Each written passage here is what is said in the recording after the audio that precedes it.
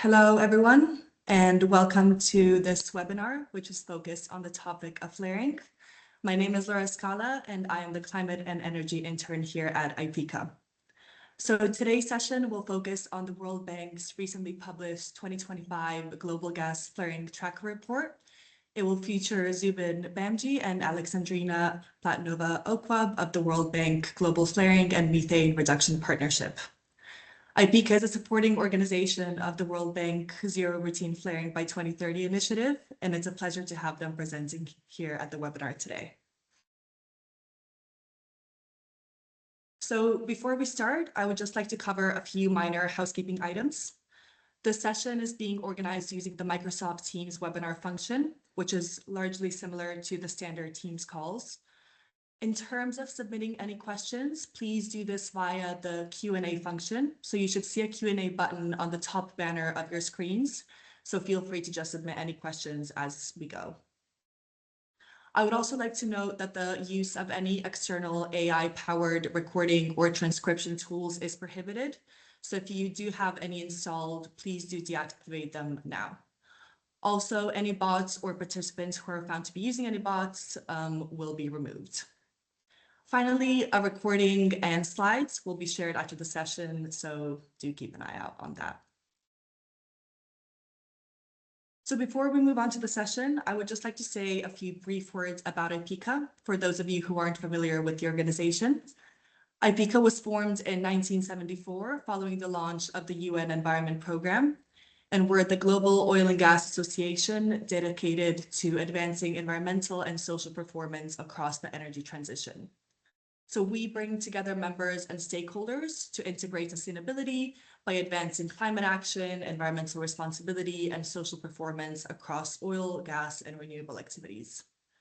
We are not an advocacy organization, and we concentrate on technical and fact-based information. And we're also the only global association that covers the industry's full value chain. So the three pillars that we cover at Ipieca are climate, nature, and people. All three have very active working groups and task forces within each pillar. Generally speaking, within climate, we work to advance the industry's contribution to a net zero future. Within nature, we look to better manage the industry's impact on the environment through restorative approaches and supporting a circular economy. And in people, we focus on improving social performance within industry, including respect for human rights and contributing to social and economic development. We action all of this through developing and sharing best practice and guidance.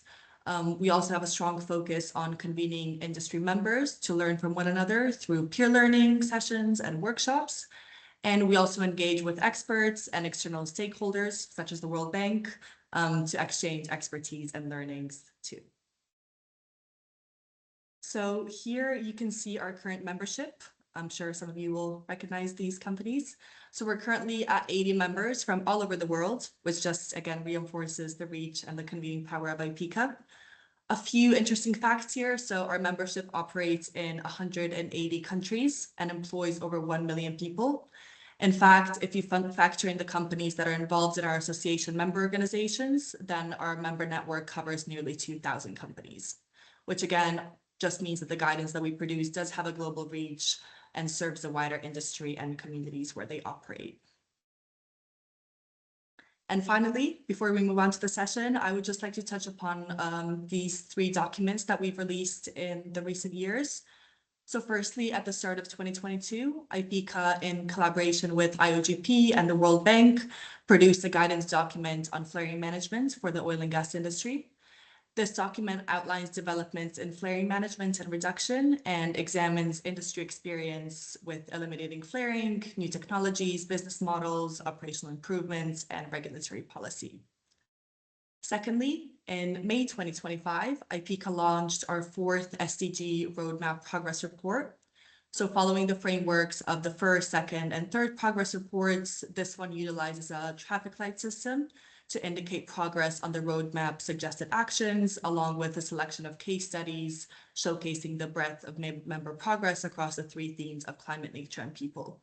The report also includes our stakeholder engagement on methane and flaring, as well as case studies from member companies, again, some of which focus on the topic of flaring. And lastly, this year, Ipieca and in collaboration with IOGP, OGCI, and the Energy Institute released an update of recommended practices for methane emissions detection and quantification technologies upstream, which is a guidance and online tool to help operators select and deploy methane detection and quantification technologies. This updated report provides criteria that operators can consider in selecting technology, guidance on technology deployment, and examples of operators' expertise within different technology combinations. So without further ado, I would like to now pass on over to our moderator for today's session, Adam Pacey, who is the Methane Policy Advisor at Chevron and is also the chair of Ipieca's Methane Task Force. And he will then introduce you to the speakers and open the session. So Adam, over to you. Thanks, Laura. Reducing flaring intensity is a really important item that the oil and gas industry is working on, including many of the companies that would be attending this webinar today. Ipieca appreciates the ongoing partnership with the World Bank GFMR team to come and give us annual updates on the progress that they're seeing globally on this topic and understanding trends for further improvement. We have two expert speakers today that we're super excited to have. The first is Zubin Bamji. He's the World Bank Global Flaring and Methane Reduction, or GFMR, manager. Zubin leads the team at World Bank of oil and gas experts who work with governments to identify and overcome economic, regulatory, policy, and technical barriers to flaring and methane reduction. The services they provide include catalytic grant funding, technical assistance, and policy and regulatory reform services. Prior to his work at the World Bank, Zubin had a varied career, including multiple stops with the U.S. government, including Department of Commerce, NOAA, and National Public Radio. We also are joined by Alexandrina Platonova-Okab. She works as a senior energy specialist at GFMR, where she leads the technical work, including engagements with countries and national oil companies.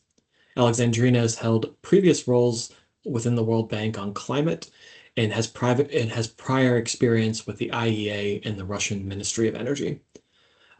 We are really excited for the two of them to share the work and give us an update on what they're seeing in the flaring space. Over to you, Zubin. Thanks, Adam. Thank you, Laura, and thanks to Ipieca for inviting us to present today. It's, I think, our fourth or fifth year in a row of doing this with Ipieca, and we've valued the partnership with everyone there, including the flaring management guidance that Laura mentioned at the beginning. So let me go ahead and just provide an initial introduction to the World Bank's work in this area, because I don't want to assume everybody is familiar with how we operate and where we are focused.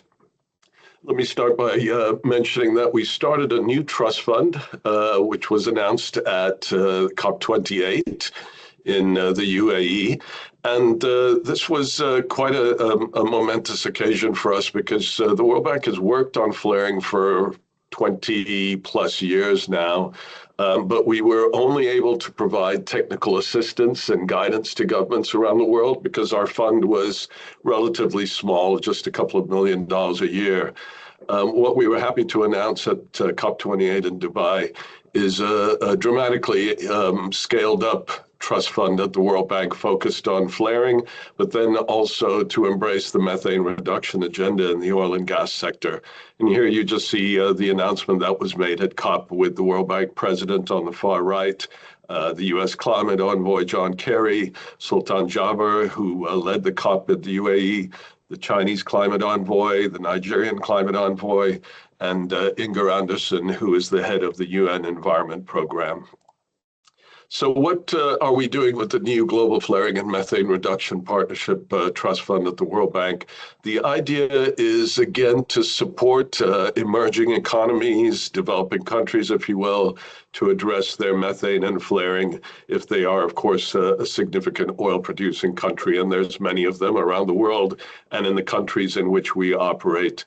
The idea is to provide catalytic grant funding, so to give them a little bit of a jump start with the financing of doing projects.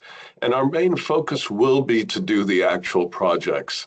That's something that we think is important to do because as we do the projects, we learn best practices, where the challenges are, and then package those experiences we have in many countries so that we can then share them widely around the world to operators so they better understand the opportunities, but then also the challenges along the way.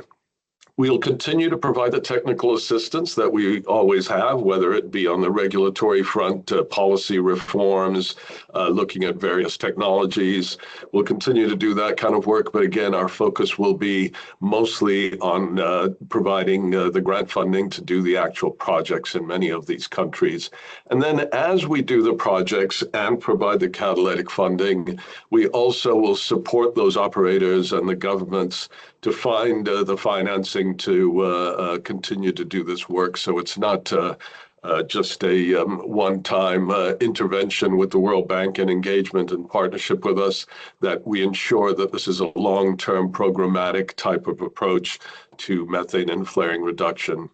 So the 6 areas in which we work are on this slide. I won't go through all of them into detail because I've mentioned a little bit about of this already.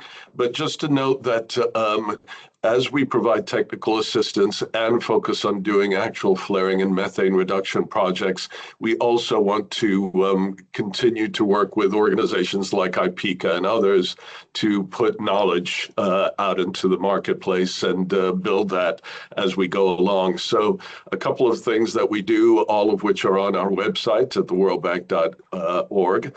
Our annual flaring tracker report, which is sort of a look at the state of global flaring, which countries seem to be improving, which countries still face a long road to go. We also have a regulatory review where we look at around 31 jurisdictions around the world to see how they address flaring and methane in their policies and regulations, what seems to be working and what seems to not be working as well. There's also a comparative analysis that you can do amongst these jurisdictions on our website. And then in the middle, as you see on our website, we have our flaring data dashboard where you can see all of the flares globally. There's some 10,000 of them. And what we also provide are the estimated emissions from those flares, the estimated value lost, monetary value lost, and other interesting information like the operators of those flares and more. So I encourage you to visit our flaring data dashboard. We also work on things like the financing solutions, of course. So being the World Bank, that's an area of priority for us and something that we know is a major gap in the methane emissions and flaring sort of landscape. So this is an area where the World Bank is quite focused. And then on the far left bottom, you see a report, it's quite old now, quite frankly, that we did with carbon limits on small scale modular type technologies to address flaring. So what do you do with these small volume flares in the middle of, say, a desert or, in the middle of the jungle, which can be quite a challenge to address. Again, all of this on our website. I encourage you all to check them out and then provide feedback to us, what was helpful and what would be helpful in the future. So we announced our trust fund back at COP28, but then it took us, about a year to work on the administrative and legal agreements, also to develop the governance of the trust fund, how we would operate, and then our first year's work program. So we finished 1 year of actual operations, and we have engagements in 17 countries. Those countries represent about 25% of global methane emissions and about 60+% of global flaring. So good start in our first year. A couple of countries in which we have engagements we've listed on this slide here. And again, the focus is on identifying projects for us to work on together with the government or the national oil company or state-owned operator. Excuse me, it's not always that we work just with the NOCs and the governments. In some countries, we are working with gas distribution, gas transmission companies as well, and are yielding some early results in some of these countries like Uzbekistan and Indonesia, where we just finished doing some surveys, found quite a few leaks in the distribution system of Pertamina, the national oil company in Indonesia, at their LNG facility. I think it's Badak. And just with that first engagement there, we identified a few hundred leaks and managed to fix about half of them. So that was a good result that just happened over the last several days. That's about it from me in terms of an introduction to our trust fund and work program. I'd like to hand off to my colleague, Alexandrina, who leads our technical work program. We'll take a little bit of a deeper dive into our 2024 flaring tracker report. Alexandrina?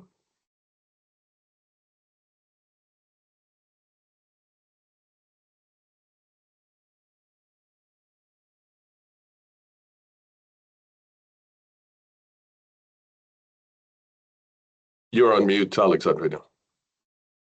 I was greeting everyone and thanking for having us at this webinar. I hope that you see the slides okay. Okay, so in the next 20 minutes or so, I will walk you through the main findings of our last Global Gas Flaring Tracker report that reflects the latest data from 2024. So we will have 4 main sections in this presentation. We will start by walking you through the key flaring indicators. Then we will stop and take a look on a few countries that are discussed in a spotlight section of the report. I will briefly recall you about the imported flare gas index. That is another way of using the data on global flaring, and also share a couple of interesting insights that we've got from the longer-term global retrospective that we implemented this year to cover the last 12 years, so a little bit a longer trend of flaring and flaring intensity. So this is our first indicator that we systematically produce year after year that reflects the global flaring volume. Here we plotted the historical values starting from 96 to 24, and the flare volumes are reflected by a blue line and are expressed in billion cubic meters. We also have the black line, which reflects the oil production in million barrels a day. So this allows us to see the longer-term trend. We obviously see the decoupling of flare volumes from oil productions in the early 2000s, and then a pretty long plateau of flare volumes that unfortunately started to increase again in the last 2 years. So from 23 to 24, the global flare volume increased by 3 BCM. So it was another increase of 2%, while oil production increased only by 0.2%. So overall, if we look at the lost value for this amount of gas wasted in flares, depending on whether we use the Henry Hub prices or EU wholesale gas prices, this financial value lost would be between 19 and 63 billion US dollars. And in terms of comparative volume, the overall gas flared in 2024 is roughly equal to the consumption of gas in entire Africa. So this flaring is also produces a very significant amount of greenhouse gas emissions. that are estimated at around 390 million tons of CO2 equivalent in 2024. And this also include 46 million tons of CO2 equivalent in form of the unburned methane due to the incomplete destruction of methane in flares.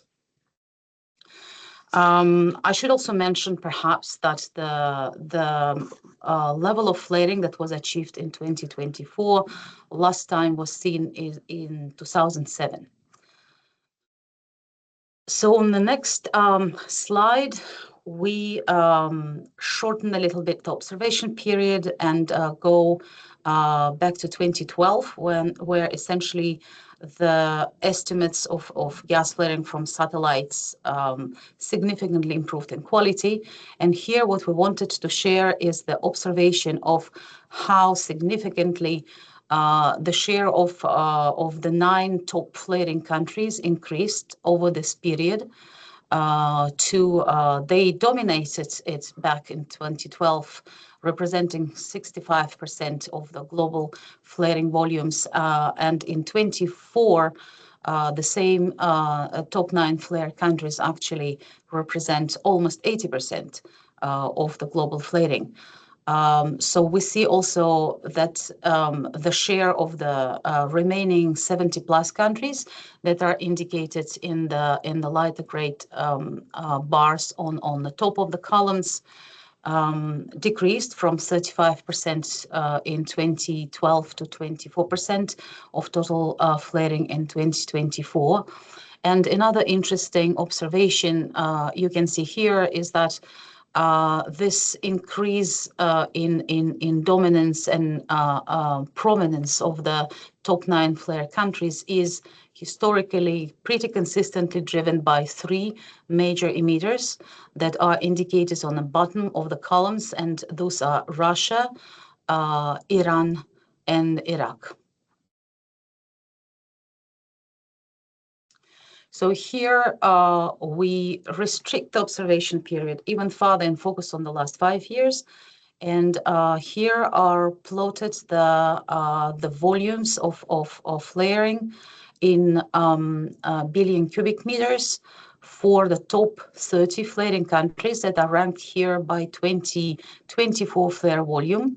So we see this 9 top emitters that actually are consistently the same countries over more than 10 years. And as I mentioned, they are representing now 76% of gas flaring, while they are producing less than half of the global oil production. So I will not list these countries. You see them here with the major 3 that we mentioned, Russia, Iran, and Iraq. And we also see United States, Algeria, Nigeria, and so on and so forth. We will go to talk about some of them a little bit in details later. And here we see the same top 30 flaring countries rank in the same way by the 2024 flare volumes, but the indicator is different. So we're talking here about flaring intensity, which is expressed in cubic meters of flared gas by the barrel of oil produced. And here you see that the picture and the comparative between the top 30 flaring countries look dramatically different. So you see that there are few countries that have very low flaring intensities, and this includes United States, Saudi Arabia, Canada, Kazakhstan, Emirates, China. But you also see countries with extreme spikes of flaring intensity, and this is historically the countries that are in fragile conflict-afflicted situations like Venezuela and Syria, for instance.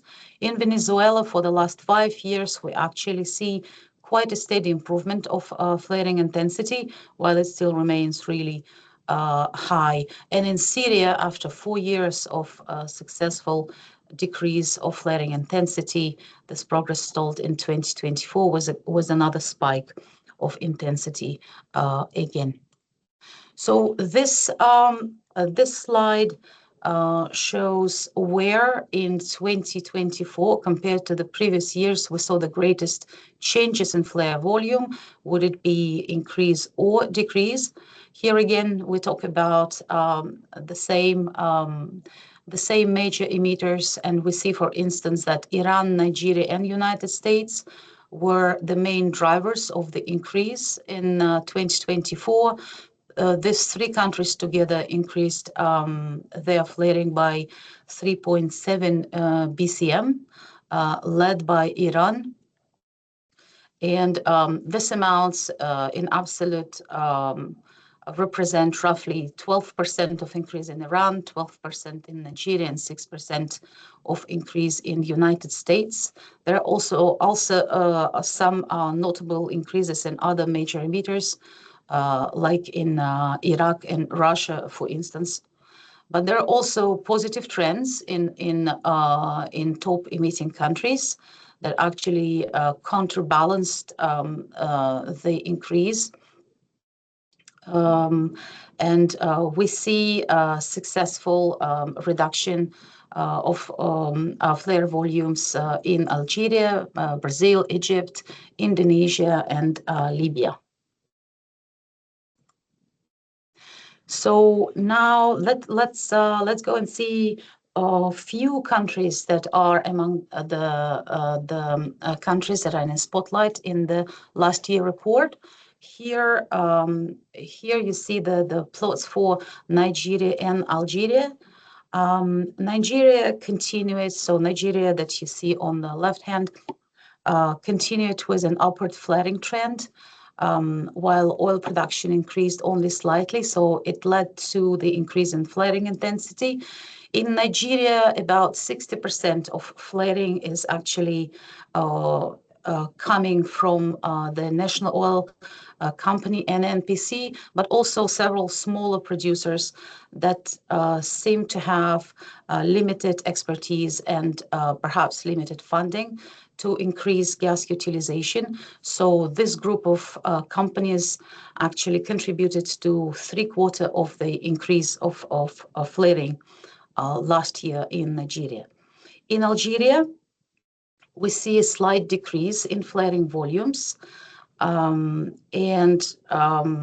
However, their oil production reduced a little bit deeper, so that led also to a marginal increase of flaring intensity that is here represented by a black line. So in Algeria, Sonatrach, which is a national oil company, is largely dominating oil production, and it's also at the origin of 80% of the flaring volume. And while Sonatrach overall succeeded to reduce gas flaring by almost 2.5 BCM last year, it has also showed very different performance depending on the field. But there's one interesting success story in Algeria that we wanted to share, which is essentially an about 40% decrease of flaring volume in Tinfouet Tabancourt field that actually is a result of the landmark agreement, collaboration agreement that was achieved in 2023 between Sonatrach and a neighboring operator that allowed Sonatrach to process the gas flaring at this processing plant and then use the existing infrastructure to bring this amount of gas to the market. So we believe that this is not the only example of such collaborative agreements across the world, as we've seen in our long-term retrospective in the reports, and we believe that this is a very promising solution that can also be replicated in other countries. So now in Mexico, the flaring volume rose in 24 after several years of decline. And the oil production in Mexico also fell, which led to a pretty significant increase in flaring intensity by 10%. We observed that the main drivers and the main origin of this increased flare volumes are in Cantarell offshore complex and in Quesqui and Costera onshore fields. and it was partially offset by a reduction across other Mexican fields. The main causes of this increase seem to be process upsets, maintenance, and a new field development. But it's important to know that the Pemex at the end of 2024 actually stated their regained interest and objective to address the issue of flaring and to boost recovery and utilization. And we in GFMR are actively collaborating with them to support achieving these results. So last spotlight country in this presentation is United States. On the left hand, we see the plots that illustrates the flare volume and intensity trend since 2020 to 24. So we see that both intensity and flare volume actually plunged significantly and were almost reduced, divided by 2 since 19 to 22, and then the trend was reversed. Nevertheless, the USA remains among the lowest global intensity in terms of flaring. We will see on the right-hand plot where this this increase in flaring and intensity is coming from in the last year. So here we present the flare volumes in the main shale oil producing regions and for the rest of the USA. So we see Permian that remained pretty stable in terms of flare volumes last year, thanks to a major addition of gas takeaway capacity. And the main increase actually happened in Bakken after 2 years of stable flaring levels. So here again, Bakken, as historically happened before, is again experiencing the shortage of gas infrastructure capacity that led to a pretty significant increase of flare volumes by almost 27% based on the satellite estimates. We understand that in the middle of this year, plans have been announced to construct a 10 BCM pipeline that is expected to significantly resolve the issue of flaring, even if the production will continue to increase. So now for the next 3 slides, I believe we will shortly remind you about an imported flare gas index, which is a metric that was introduced by GFMR several years ago. And this is essentially an index of crude oil importing countries. For crude oil importing countries, that is a weighted average flaring intensity of oil imports based on the country of origin. So you see in the picture how this calculation is made. So essentially, it represents, as I mentioned, the weighted average of different sources of crude oil that each has its own flaring intensity, carbon intensity, that then is also reflected in the imported flare gas index. So this index helps essentially to inform oil importing countries on where they touch the flaring hotspots in the oil supply chain. And we hope that this index can also help engage in a dialogue between importing and exporting countries about the ways of improving flaring performance and potentially also lead to assistance and investments to address flaring. So how it looks when it's implemented at the country level. So this is a plot that reflects the imported flare gas index in cubic meters per barrel of crude oil imported by Annex 1 countries, with a breakdown of country of origin. So essentially, you read this this graph by observing the different colors in columns that represent different origins of export, and obviously higher is so more dominant the color is in one column, it means that this country of origin will have the predominant impact on the overall EFG index for an importing country. So this is maybe in a little bit easier way of looking at this indicator. So here we plotted the imported flare gas index for oil importing countries that import more than 250,000 barrels a day. And so you see that countries are divided by a blue line that represents a global overall flaring intensity, which is in 2024 was equal to 5.1 cubic meter per barrel. So you see that most of the major oil importing countries have the import flare gas index that is below the global average flaring intensities, and some countries, such as few Mediterranean countries, are exposed to high flaring intensity of crude oil that they are importing.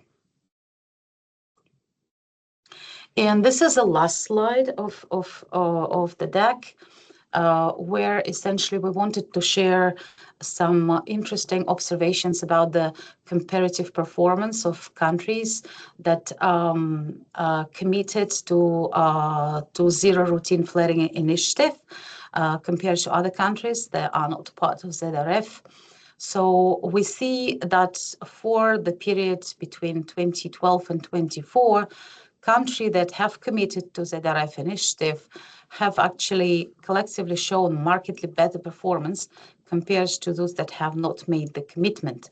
So you see that globally, the bars on top, how they compare with ZRF endorsing country, which is a second row of bars. So ZRF endorsing countries, while they very marginally reduce their volumes of flaring, succeeded to, in average, reduce the flaring intensity by 12%, compared on a third row with countries that have not made ZRF commitment, where the indicators are going largely in the opposite direction. And we also saw that ZRF endorsing countries that are not among the top 9 flaring countries actually performed even better and reduced their flaring volume and intensity of about 30%. So the conclusion here is that while ZRF countries are performing much better, there is still a lot of attention that need to be paid to the top 5 flaring countries that are endorsers of ZRF initiative, but they continue to underperform, and while they have significant impact on the overall performance of endorsers, because they represent about 3/4 of the overall volume in this group. So yeah, this is, I guess, the last slide that we wanted to share. Thank you very much for your attention. Thanks, Zubin and Alexandrina. It's always good to get the annual update from you all on how things are progressing and where you're seeing opportunities for improvement. So thanks for sharing your experience and the analysis from the World Bank team. Just make a quick announcement that there is a question and answer button at the top of at the top bar where you can submit questions for the panelists, and that's because how we'll handle Q&A versus folks coming offline. While we're waiting for folks to do that, I'm going to start with a couple of questions of my own. So Zubin, I think you mentioned that you're 2 years into the sort of formation of GFMR and 1 year into the actual work being sort of undertaken. What's been your sort of biggest accomplishment from your perspective for that program, and what's making you most excited for the next couple of years going forward? Yeah, thanks, Adam. So one thing I probably should have mentioned at the outset is that our first year's progress report is on our website.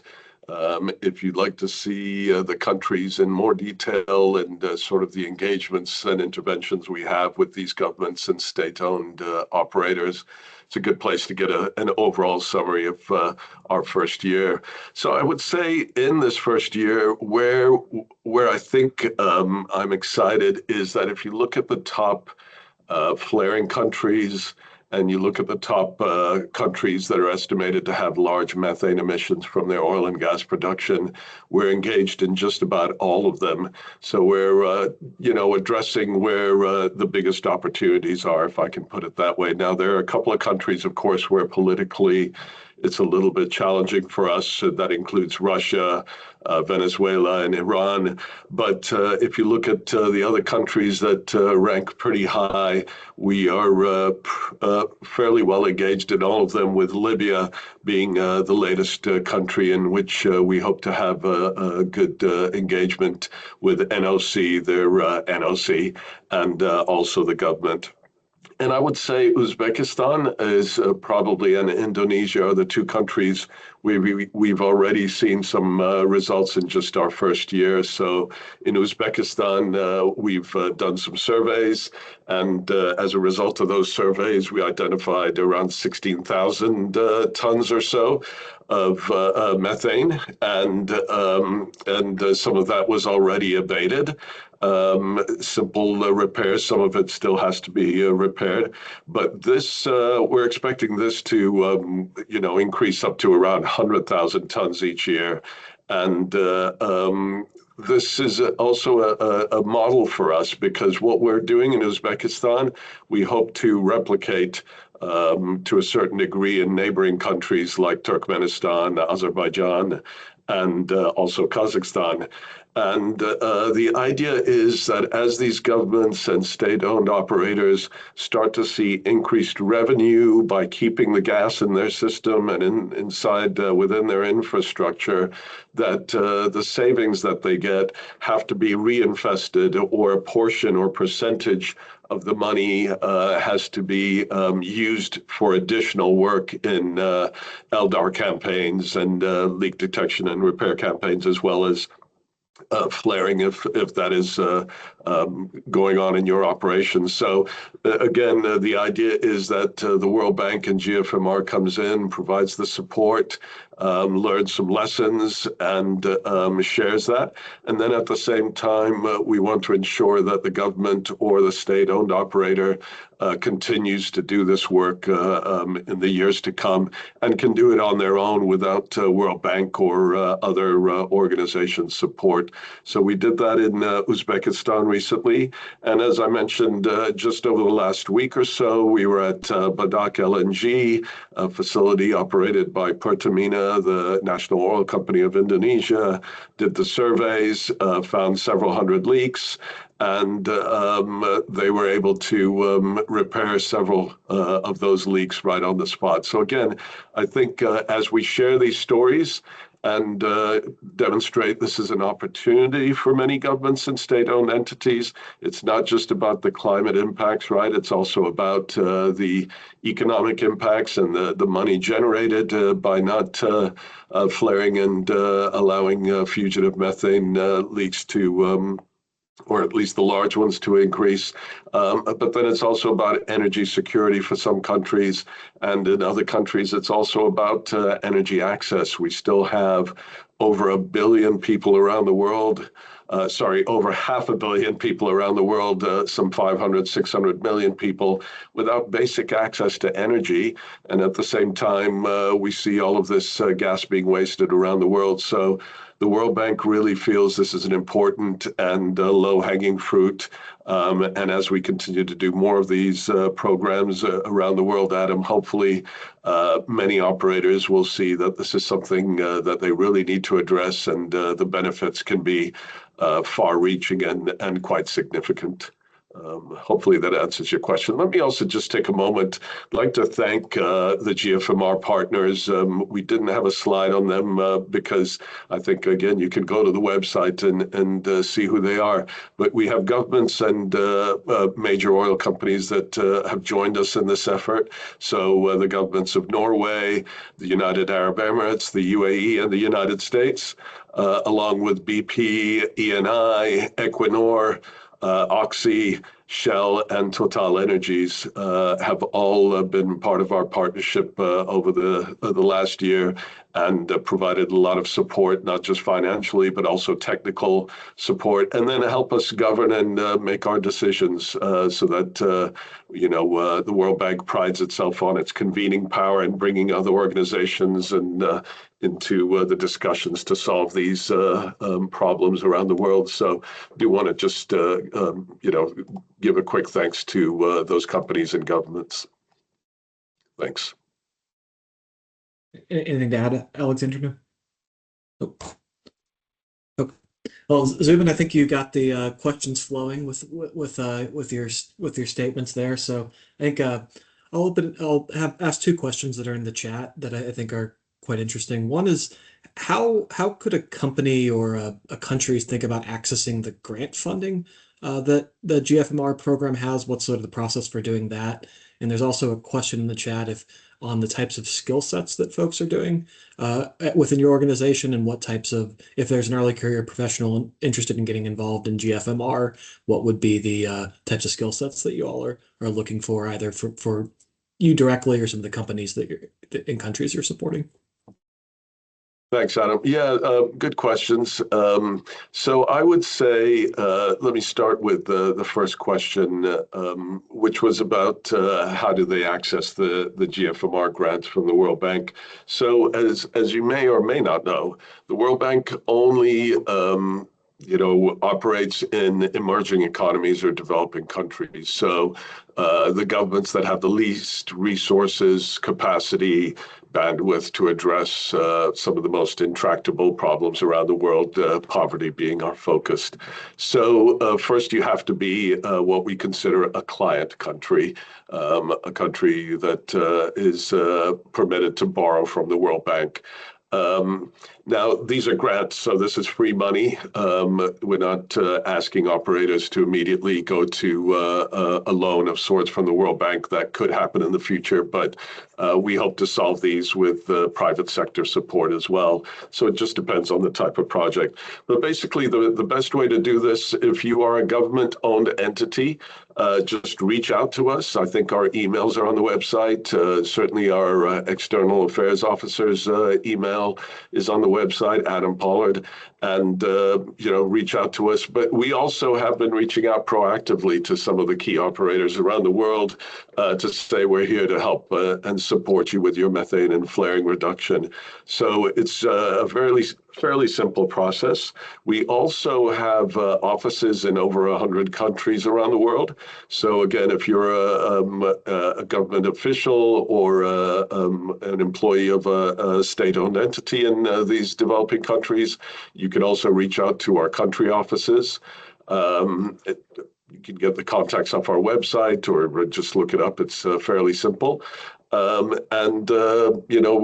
Approach us that way, and then we'll be happy to schedule a meeting and talk about what we can do and what the process entails. But we try to avoid making it too challenging, and really it is just a question of reach out to us and let's have a conversation, and then we try to move as quickly as possible to identifying a program of support and a project. As I mentioned again, because there's many organizations, right, in this ecosystem of methane and flaring reduction, a lot of organizations providing support, whether it's a civil society organization or industry trade group. So what we want to do is fill the gaps. So that means on the grant funding and project identification, and then partnering with these state-owned operators to do the actual project. So if it's something more on the technical assistance type support, yes, we may do it. We recently worked with the government of Brazil on helping them develop their new methane regulation.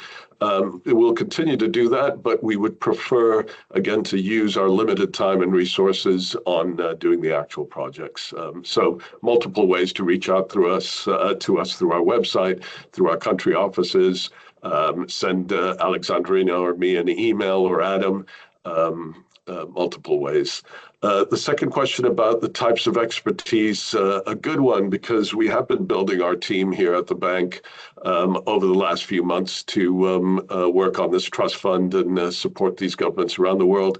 And the expertise is fairly varied. So Alexandrina comes with, as an example, comes with good experience and an educational background and a PhD in the oil and gas sector, combined with a strong background with climate initiatives at the World Bank.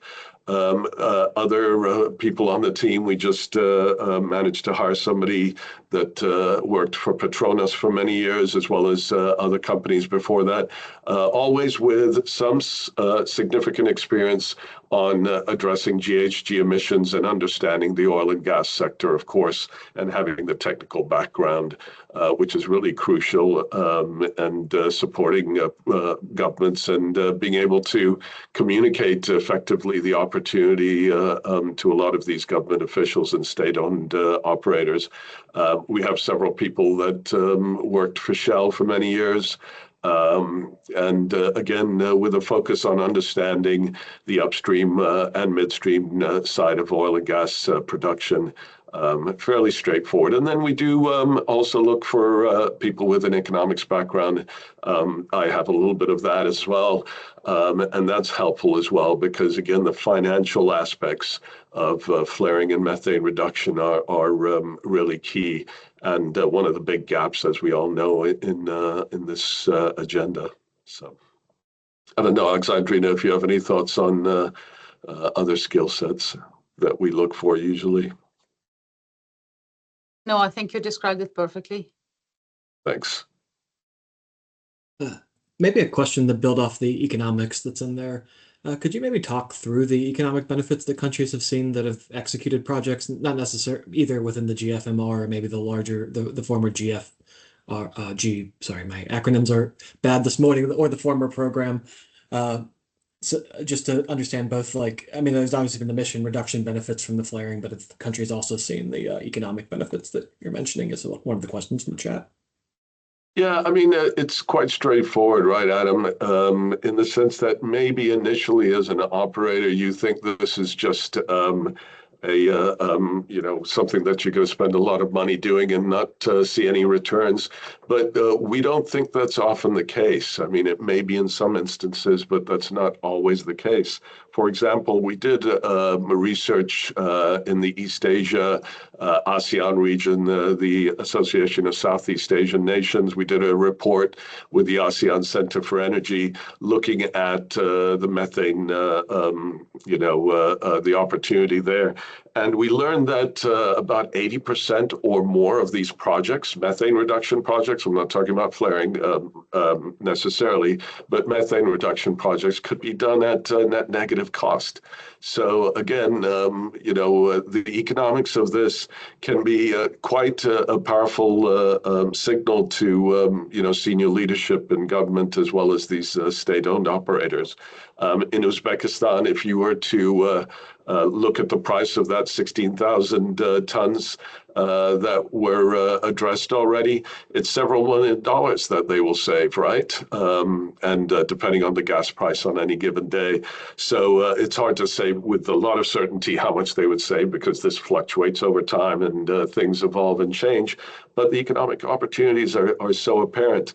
Some of the large-scale gas flaring volumes in some countries are clearly going to be huge amounts of gas that could be exported or used within the country for their own needs. Not to pick on Nigeria, but of course it's a country where half the people still lack access to energy.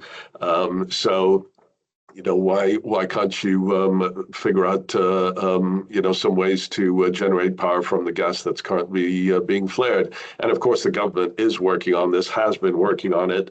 The Nigerian Upstream Petroleum Regulatory Commission, which is the regulatory body for the upstream there, has been working on their commercialization and gas monetization program for many years now. Seems to be yielding some results, which is good. We worked with them several years ago on this, and now hope to maybe in the near future we'll work with that government to identify some projects to partner with them or NNPC, the national oil company. But again, the economic aspects are usually become apparent only when you begin working on these things. So doing the pre-feasibility and feasibility studies is a key aspect of it. Also, just to go back to that ASEAN report that I mentioned, if you say 80% or more could be at net negative cost, and then you apply some economic modeling to it, we're talking about well over $80 million annually saved. And that's also in the report. Again, these are just rough estimates, but again, gives you a sense of the economic opportunities from flaring and methane reduction that are low-hanging fruit, to use a commonly used phrase. So, Anything to add, Alexandrina? I think in the report on flaring, we have a little summary of the analysis of the financial gap was the findings of our assessment on how economics is different depending on the maturity, size, and so on and so forth, and also showing that solutions can be found. But we also think that economics, while it is indeed an objective barrier, it is the prioritization that really represent a persistent challenge for companies. So that the first mobilization of funds oftentimes may really depend on the priority of addressing gas flaring issue within the company or for the government. So where the regulatory and enabling frameworks or economic incentives are available, we see that there are a number of examples, successful examples, of where markets will take over and actually provide solutions. Yeah, and if I could just quickly add to Alexandrina's point, that's a really key foundational aspect of flaring and methane reduction, right? Which is the governments have to create the enabling environment and make flaring and methane reduction far more conducive to the operators. Drafting these can be a little bit tricky, and of course they are very much unique for each country or each jurisdiction, even, if you will. And this is something that we always encourage governments and operators to do. In addition to signing up for OGMP 2.0, making the long-term commitments to zero routine flaring, the Global Methane Pledge, other opportunities to demonstrate your commitment, and then couple that with developing the policies that will make this problem a thing of the past, because it's gone on for far too long, 160 plus years of flaring and methane emissions from this sector. We're hopeful now that dramatic progress will be made in the coming years, and look forward to supporting everybody in that global effort. So. Yeah, thanks. I mean, I can't think of a better way to end than markets, policy, and infrastructure when we're talking about flaring. So I'd really like to thank our two panelists for sharing their experience and the work that GFMR has done over the last few years and the exciting direction that you all are going. So I'll turn it over to Laura for a final words from the Ipieca side. Thanks, Adam, and thanks, Alexandrina, for the insights, and Zubin for the introduction. So I will just close by saying thank you again to everyone, to our speakers, to Adam for moderating the session. It was an excellent presentation, and it's very nice to see such a wide range of questions. Again, thank you, Adam, for taking the time to moderate today's session. And thank you, everyone on the line, for your participation and taking the time to join this meeting. So as mentioned earlier, the recording of the webinar will be available soon, so you will have access to that as well. With that, I will close this webinar. Thank you again, everyone, and have a great rest of the week. Thanks Thank very you much. again. Thank you.